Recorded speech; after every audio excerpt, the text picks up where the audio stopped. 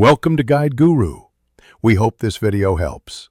You start by gathering the images you want to convert into stickers and making quick technical checks.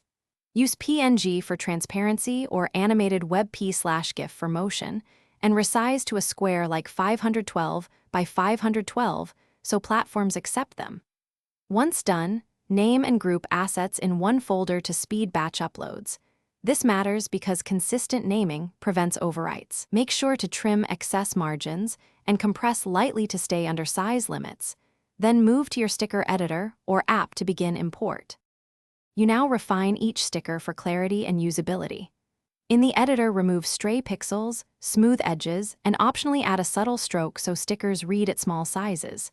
Then assign tags and categories. Think of 3 to 5 keywords that users will search.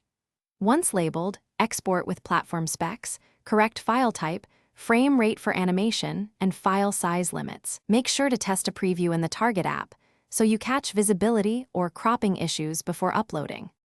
You finish by uploading the sticker pack and configuring distribution settings. Follow the platform's required order, pick a clear cover image, and choose whether the set is public or private.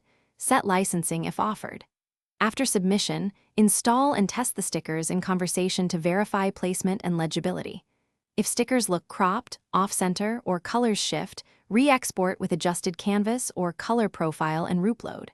One troubleshooting tip: if animations stutter, lower frame rate slightly and compress again to meet size limits. Thanks for watching. Consider subscribing if we helped you today.